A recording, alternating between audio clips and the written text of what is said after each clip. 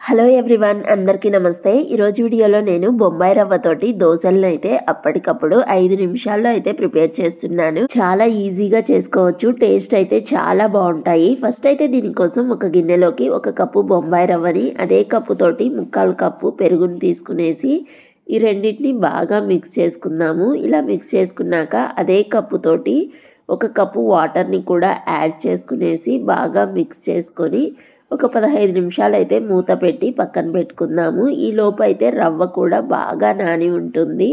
15 నిమిషాల తర్వాత ఇలా నానబెట్టుకున్న ఈ రవ్వనైతే మిక్సీ జార్లోకి తీసుకునేసి మెత్తగా అయితే గ్రైండ్ చేసుకుందాము.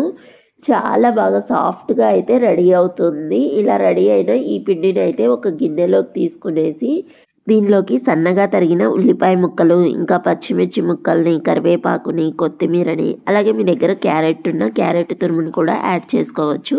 ఇంకా కొద్దిగా జీలకర్రని, అలాగే ఉప్పుని, వంట సోడాని, కొద్దిగా పసుపుని వేసుకునేసి వీటన్నిటిని అయితే ఒకసారి బాగా మిక్స్ చేసుకునేసి వేడివేడిగా ఉన్న ప్యాన్ మీద అయితే దోశలను అయితే వేసుకుందాము. ఇక్కడైతే నేను 2 చిన్న దోశలను అయితే వేస్తున్నాను.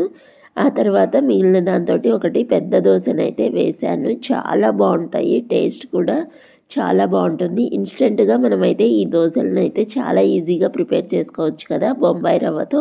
ఇలా 1 సైడ్ అయితే కాలిన తర్వాత కొద్దిగా నూనె వేసుకొని రెండో సైడ్ కూడా కాల్చుకునేసి మనమైతే ఈ దోశలను అయితే ప్రిపేర్ చేసుకోవచ్చు. చాలా టేస్టీగా ఉంటాయి. మరి ఈ ఇన్స్టెంట్ దోశ రెసిపీ మీ అందరికీ కూడా నచ్చింది అనుకుంటున్నాను. నచ్చితే please like, share and subscribe to our channel.